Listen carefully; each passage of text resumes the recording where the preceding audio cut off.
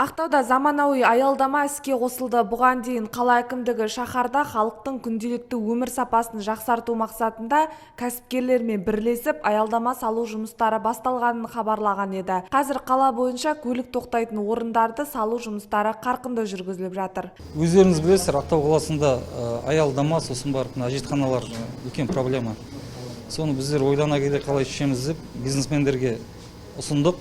Бір концепция бекіттік, дизайн, материал, бәрін біз қоғамдық тыңдаудан өткіздік, депутаттар мәслихаттың алдында қорғадық. Яғни бизнесменге біз жерді береміз тегін. Қасында жақын жерде септик өтіп жатырған жерде септик береміз, септикке қосып береміз.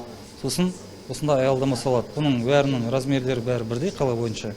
Үш түрі бар, үлкен, орташа, кішкентай. Жаңа нысан Ақтаудағы жоғары шағын ауданда орналасқан. Онда ас ішетін шағын орын мен әжетхана қарастырылған. Аялдаманы әкімдіктің бірыңғай эскизіне сай жеке кәсіпкер өз қаражаты есебінен тұрғызды. Бұдан бөлек жоба аясында тағы 2 аялдаманың толық құрылысы аяқталды. Жыл соңына дейін заманауи 7 аялдама пайдалануға беріледі. Айта кетейік, ескі аялдамаларды бірыңғай эскизге сай қайта жаңғырту жұмыстары қарастырылып жатыр. Дәметкен Саматқызы, Мирас Нарымбетов, Ақтау Ньюс.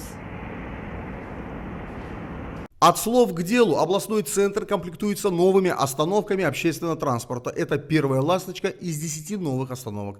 Расположилась она в 31-м Б микрорайоне. В ней предусмотрено компактное место под столовую и туалет. Возведен проект по единому эскизу городской администрации и за счет средств индивидуального предпринимателя. На стадии установки еще 2 остановки. И так до 10 до конца текущего года. Мы уже сообщали, что в целях улучшения качества повседневной жизни населения города Актау начаты работы по строительству остановок.